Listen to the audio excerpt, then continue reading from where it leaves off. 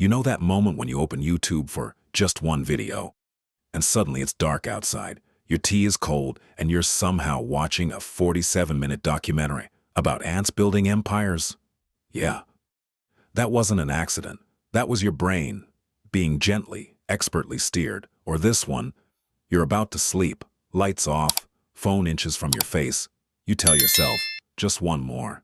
And somehow that one more turns into a full-blown spiral through productivity hacks, conspiracy theories, and oddly satisfying restoration videos.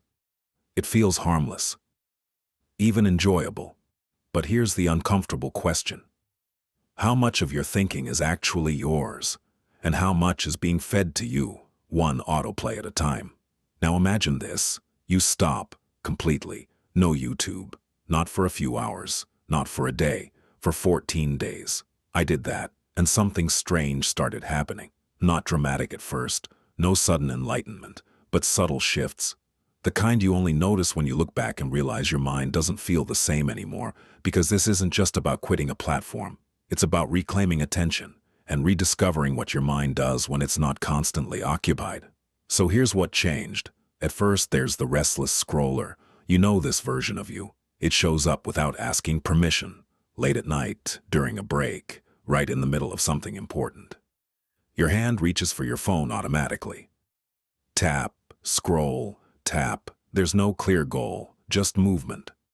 In those first few days without YouTube, that version of me became almost unbearable. I'd open my phone and pause. No escape hatch, no endless feed, and what replaced it wasn't peace.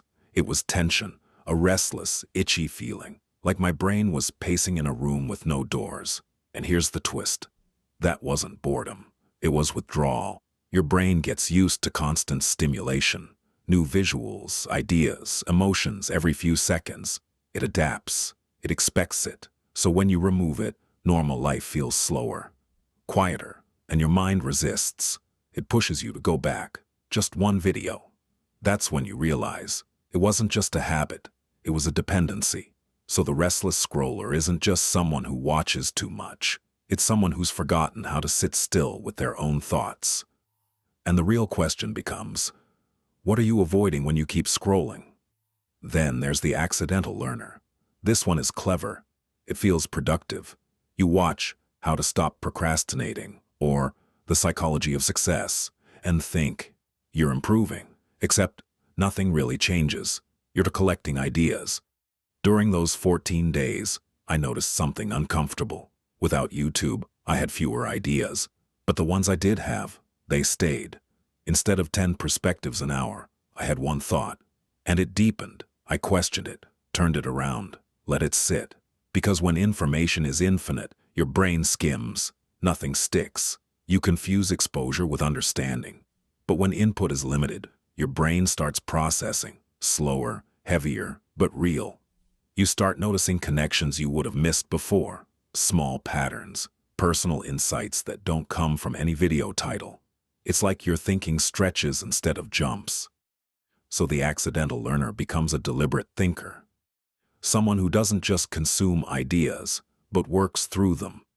Another profile shows up around day 4. The comparison machine. You watch someone wake up at 5 a.m., build a business, read books, stay disciplined, and suddenly feel behind, not inspired, pressured, because YouTube is full of curated lives, and your brain quietly builds standards you never agreed to. During those 14 days, that exposure disappeared. At first, it felt like losing direction. But then, relief. Without constant comparison, your sense of self stabilizes. You're not measuring your life against someone else's highlight reel. You're just living it. And instead of asking, am I doing enough?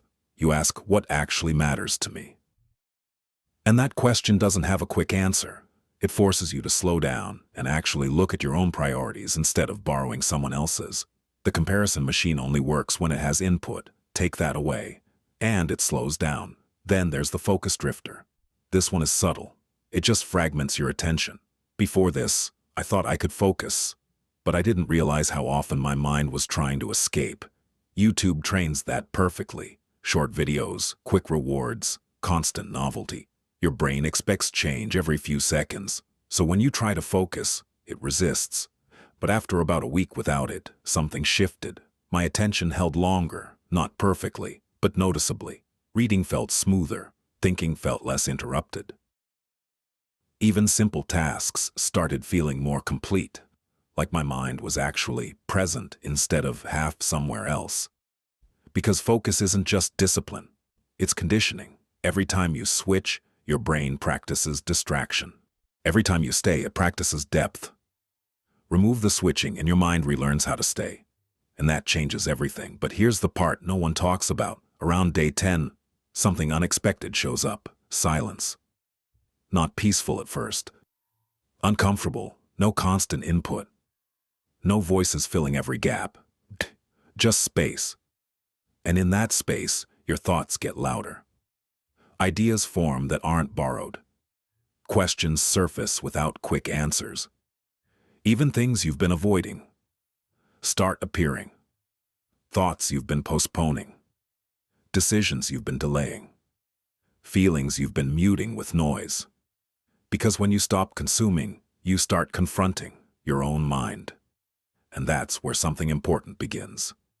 You hear your own voice again, not shaped by algorithms, and not echoing others. Yours. Slower. Less polished, but real. And strangely, even your perception of time changes. Days feel longer, not because they drag, but because they're no longer broken into endless micro-distractions. There's continuity again. You start noticing small things too. How often you reach for distraction out of habit, how quiet moments feel uncomfortable at first, and how quickly your brain tries to fill every gap. And maybe the most surprising part is how much mental energy was being spent just deciding what to watch next. Without that constant decision fatigue, your mind feels slightly lighter, like background noise has been turned down. So what actually changed after 14 days? I didn't become perfect, but my awareness changed. I noticed when I was reaching for distraction, when I was comparing, when I was consuming instead of thinking, and that awareness is powerful. Because once you see the pattern, you get a choice. Before, it was automatic. Now there's a small pause, a moment where you can decide differently. So now I'll ask you something. Which version of you shows up most? The restless scroller? The accidental learner? The comparison machine? The focus drifter? Maybe it's all of them. But here's the real experiment. What happens if you step away? Even briefly. Just enough to notice what's been running in the background. Because the moment you stop filling every gap, you start discovering what was there all along. And that's where change begins. If this made you pause, even for a second, pay attention to that. That pause, that's your mind finally getting a word in. And I genuinely want to know, if you tried this, even for a day, what would you notice first?